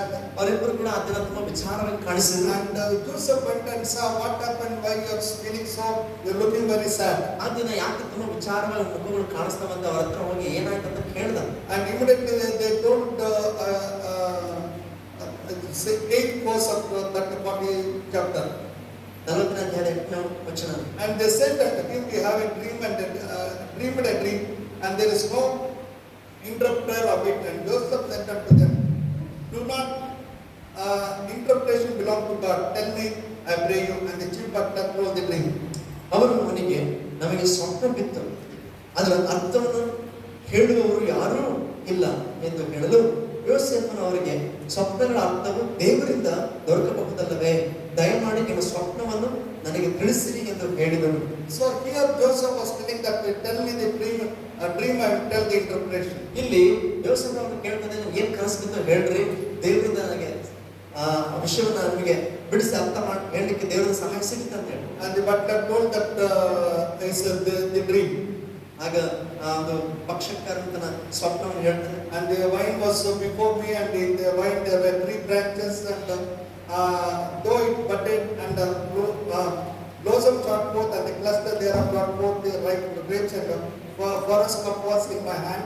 I took the grapes and pressed them into forest cup and gave the cup unto Pharaoh's hand. ಕ್ಷಮಿಸಿ, ಪಾನದಾಯಕನ ಮೊದಲನೇ ಮಾತಾಡ್ತಾರೆ 9ನೇ ವಚನದಲ್ಲಿ. ಆಗ ಪಾನದಾಯಕರಲ್ಲಿ ಮುಖ್ಯಸ್ಥರು ಯೋಸೇಫನಿಗೆ, ನನ್ನ ಕನಸಿನಲ್ಲಿ ಒಂದು ದ್ರಾಕ್ಷಾರತೆಯನ್ನು ನನ್ನೆದುರಾಗಿ ಕಂಡೆನು, ಅದಕ್ಕೆ 3 ಕವಲುಗಳಿದ್ದವು, ಅದು ಚಿಗುರುತ್ತಲೇ ಹೂಗಳನ್ನು ಬಿಟ್ಟಿತು, ಆ ಹೂಗಳು ಗೊಂಚಲುಗಳಾಗಿ ಹಣ್ಣಾದವು. ಫರೋಹನ ಪಾನಪಾತ್ರೆಯು ನನ್ನ ಕೈಯಲ್ಲಿದ್ದರಿಂದ ನಾನು ಆ ಗೊಂಚಲುಗಳನ್ನು ಕೊಯ್ದು ಪಾತ್ರೆಯಲ್ಲಿ ಹಿಂಡಿ ಪಾತ್ರೆಯನ್ನು ಫರೋಹನ ಕೈಗೆ ಒಪ್ಪಿಸಿದನು ಎಂದು ಹೇಳಿದನು. So here immediately Joseph told your job will be restored unto you, and please remember me when you are in that job. ಆ ಕನಸು ಕೇಳಿದಂತ ಯೋಸೇಫನು ತಕ್ಷಣ ಹೇಳಿದ, ಈ ಕನಸಿನ ಅರ್ಥ ಏನಂತಂದ್ರೆ, ತಿರುಗಿ ನಿನ್ನ ಉದ್ಯೋಗ ನಿನಗೆ ಕೊಡಲ್ಪಡ್ತದೆ, ನೀನು ಪುನಃ ಆ ಸ್ಥಾನಕ್ಕೆ ಬಂದ ಮೇಲೆ ನನ್ನನ್ನು ನೀನು ಮರಿಬೇಡ. And he was telling that I have put into this prison of no fault of me. Please remember me and mention in front of the king. ಮತ್ತೆ ಯೋಸೇಫ ಹೇಳ್ತಾನೆ, ನಾನೇನು ತಪ್ಪಿಲ್ಲದವನಾಗಿ ಸರಿಯಲ್ಲಿ ಬಿದ್ದಿದ್ದೀನಿ, ಅದರ ನಿಮಿತ್ತ ನೀನು ಅರಸನ ಮುಂದೆ ಹೋಗಿರ್ಬೇಕಾದ್ರೆ ನನ್ನನ್ನ ನೆನ್ಪು ಮಾಡ್ಬೇಕಂತ ಹೇಳ್ತಾ ಇದ್ದಾನೆ. And the baker he also told his dream. ಮತ್ತೆ ಮುಂದೆ ಪಕ್ಷಕಾರನು ಕೂಡ ತನ್ನ ಕನಸನ್ನು ಹೇಳ್ದ. And immediately he interpreted and told that on the 3rd day you will be hanged.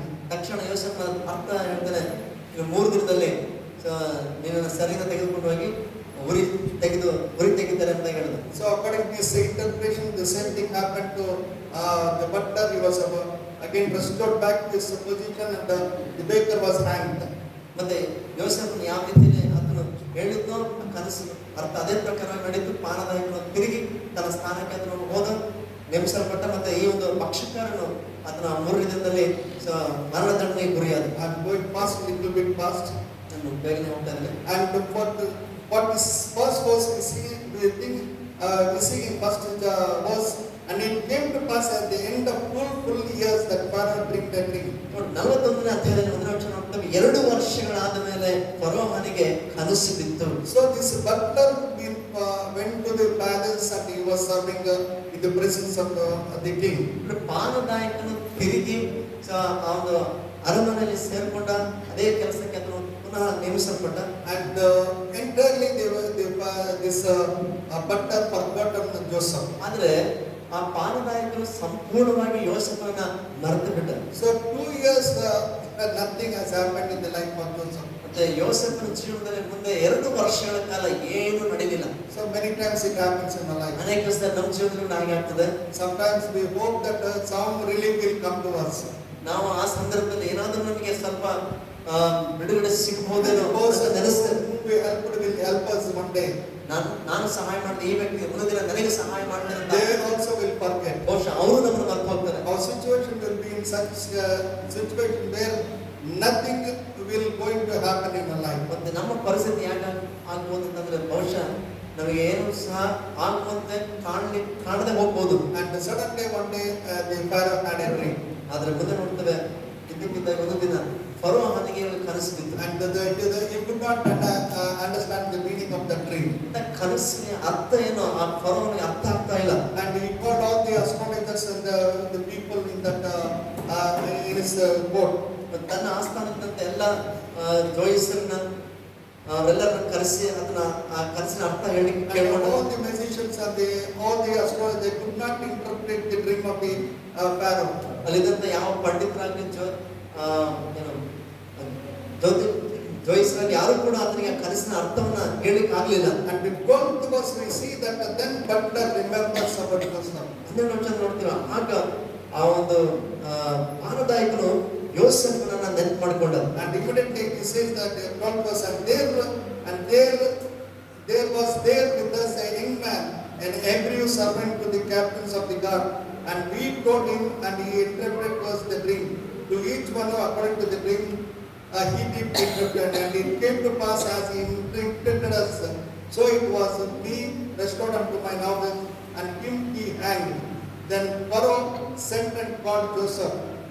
ಅದರ ಅಲ್ಲಿ ನಮ್ಮ ಸಂಗಡ ಇಬ್ರೇನಾದ ಒಬ್ಬ ಪ್ರಾಯಸ್ಥನಿದ್ದರು. ಅವನು ರಾಮಾಯ ದಾಸನು.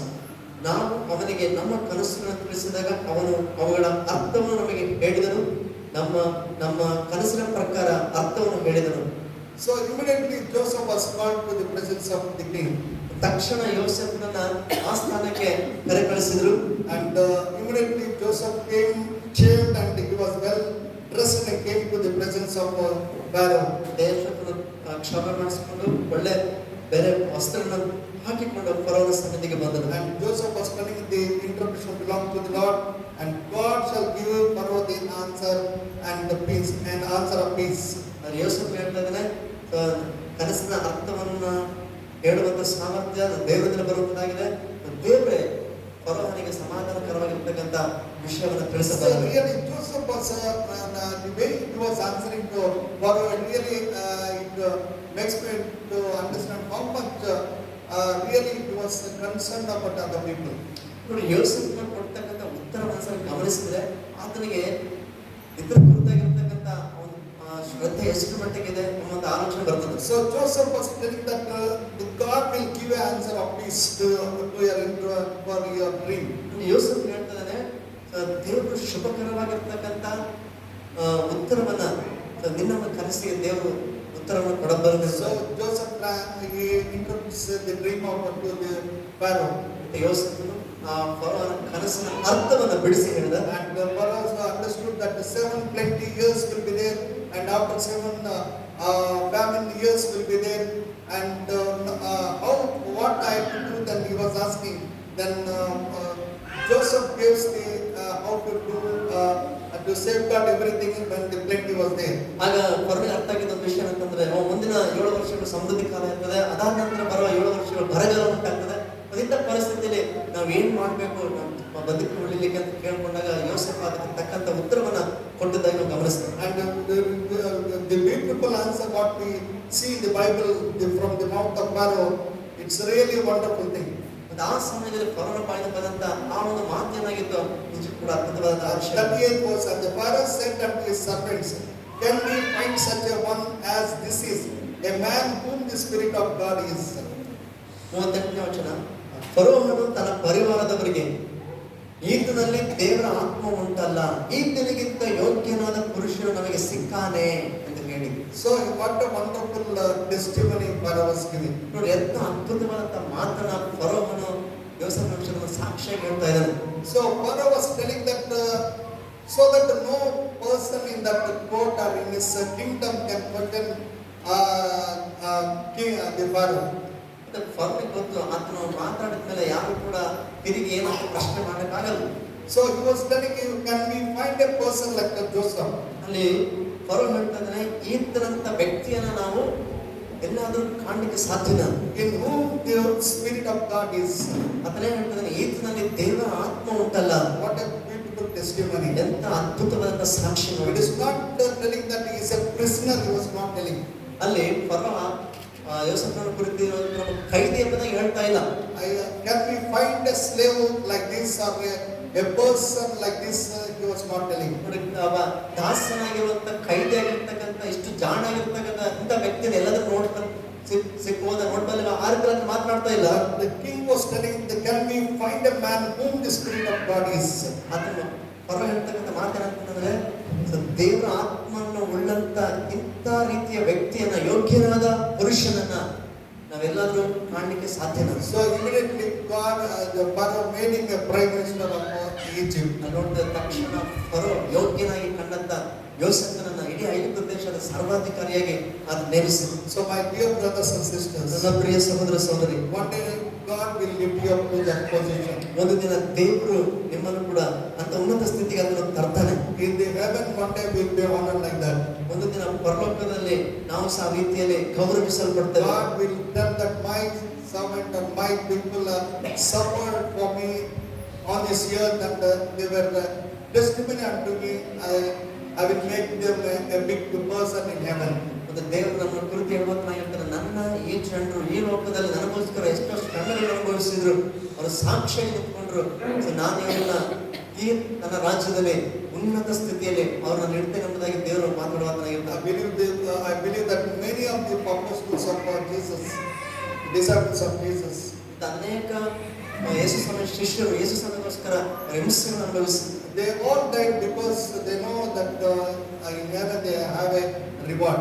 ಅವರೆಲ್ಲರೂ ಕೂಡ ಯೇಸು ಸ್ವಾಮಿಗೋಸ್ಕರ ಹತಸಾಕ್ಷಿಗಳಾದ ಕಾರಣ ಅವರಿಗೆ ಒಂದು ವಿಷಯ ಗೊತ್ತಿತ್ತು, ಪರಲೋಕದಲ್ಲಿ ನಮಗೆ ಇದಕ್ಕೆ ಪ್ರತಿಫಲ ಇದೆ ಎಂಬುದಾಗಿ. So my dear brothers and sisters, ನನ್ನ ಪ್ರಿಯ ಸಹೋದರ ಸಹೋದರಿ, on this earth, whether we are searching for our worldly benefits and blessings, or we are really waiting for God's blessing in our life, suffering for God. ಈ ಲೋಕದಲ್ಲಿ ನಿಜವಾಗಿ ಕೂಡ ಈ ಲೌಕಿಕವಾಗಿರ್ತಕ್ಕಂಥ ಆಶೀರ್ವಾದಗಳು, ಸುಖಗಳು ಹಿಂದೆ ನಾವು ಹೋಗ್ತಾ ಇದ್ದೀವ, ಅಥವಾ ಶ್ರಮೆಗಳಾದ್ರೂ ಪರವಾಗಿಲ್ಲ ಅಂತ ಹೇಳಿ ದೇವರಿಂದ ದೊರಕುವ ನಿಜವಾದ ಆಶೀರ್ವಾದಕ್ಕೋಸ್ಕರ ನಾವು ಕರ್ತನಿಗೋಸ್ಕರ ಸಾಕ್ಷಿಗಳಿಗೆ ಹೋಗಿ ನಾವು ಜೀವಿಸ್ತಾ ಇದ್ದೇವೆ. Recently somebody was telling that where are the days where the missionaries once upon a time suffered and they sacrificed, but today we see all the people they are after money and they are what do you call it, they are talking about the benefits what they get in the ministry. ಈ ಮಂದಿರದಲ್ಲಿ ಒಬ್ಬ ವ್ಯಕ್ತಿ ಹೀಗೆ ಹೇಳ್ತಾ ಇದ್ದ, ಆ ದಿನದಲ್ಲಿ ಇದ್ದಂತ ಅಂತ ಕಷ್ಟಪಟ್ಟು ಶ್ರಮ ವಹಿಸಿ ಸೇವೆ ಮಾಡಿದಂತ ಅಂತ ಮಿಷನರಿಗಳನ್ನ ಹೀಗೆ ಕಾಣ್ಲಿಕ್ಕೆ ಆಗ್ತದೆ. ಈಗಿರ್ತಕ್ಕಂಥ ಸೇವಕರೆಲ್ಲ ಬಹಳಷ್ಟು ಮಟ್ಟಿಗೆ ಆಶೀರ್ವಾದಗಳ ಕುರಿತು ಮಾತನಾಡ್ತಾರೆ, ತಮ್ಮ ಜೀವನದಲ್ಲಿ ಸೇವೆ ಮೂಲಕ ಹೊಂದ್ಕೊಂಡಂತ ಆ ಒಂದು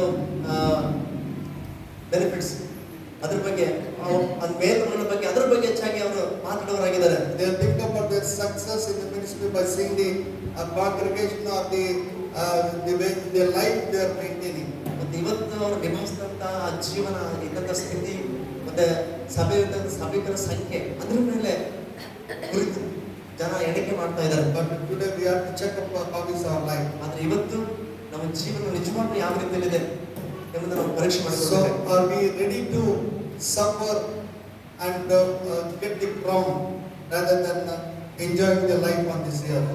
ಈ ಲೋಕದ ಸುಖಭೋಗ ಪಡೋದಕ್ಕಿಂತ ಬದಲು ಅದನ್ನು ಬಿಟ್ಟು ನಿಜವಾಗಿ ದೇವರಿಂದ ದೊರಕುವ ಆ ಕಿರೀಟ, ಮಹಿಮಾ ಕಿರೀಟಕ್ಕೋಸ್ಕರ, ಕರ್ತನಿಗೋಸ್ಕರ ಲೋಕದ ಹಿಂಸೆ ಶ್ರಮೆಯನ್ನ ತಾಳ್ಕೊಳ್ಳಿಕ್ಕೆ ನಾವು ಸಿದ್ಧರಾಗ್ತಾ ಇದ್ದೇವೆ. So let's close our eyes and look up to the Lord. ಈ ಒಂದು ವಿಚಾರಣೆಯೊಂದಿಗೆ ನಾವು ಒಂದು ಸಲ ಕಣ್ಣುಗಳನ್ನು ಮುಚ್ಚಿ ನಾವು ಕರ್ತನ ಕಡೆ ದೃಷ್ಟಿಸೋಣ. I believe that God has spoken to us.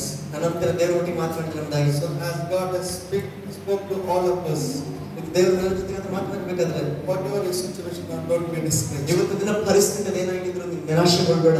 God is having a plan and purpose in your life. ದೇವರಿಗೆ ನಿನ್ನ ಜೀವನದ ಕುರಿತಾಗಿ ತನ್ನದಾಗಿರುವ ಯೋಜನೆ ಇದೆ.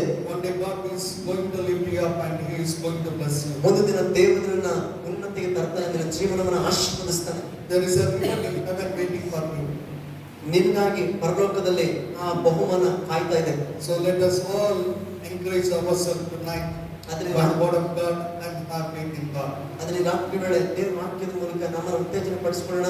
ದೇವರಲ್ಲಿ ನಂಬಿಕೊಳ್ಳುವವರಾಗಿ ನಾವು ಮುಂದುವರಿಯೋಣ. Thank you, Jesus. ವಂದನೆ ಯೇಸುವೆ. Thank you, Master. ಸ್ತೋತ್ರ ಕರ್ತನೆ. Gracious Heavenly loving Father, ಪರಲೋಕದ ಪ್ರೀತಿಗಳ ನಮ್ಮ ತಂದೆಯಾದ ದೇವರೇ, thank you for speaking to us tonight, God. ರಾತ್ರಿ ಮಾತನಾಡಿದಕ್ಕಾಗಿ ಸ್ತೋತ್ರ ಅಪ್ಪ.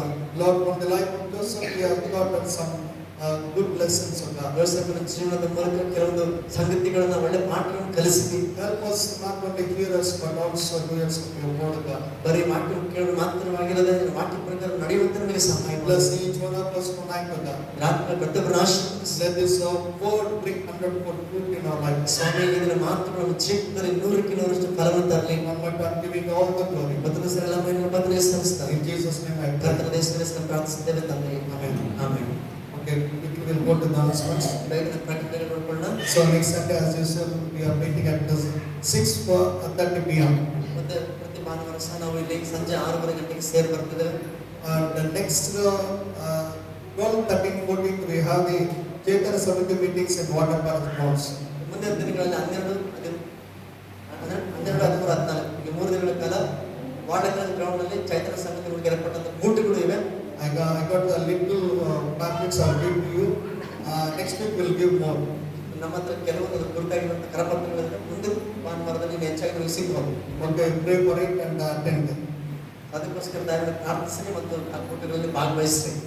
Okay, pray for our country and also for all the things. ಮತ್ತು ಹಾಗೆ ನಮ್ಮ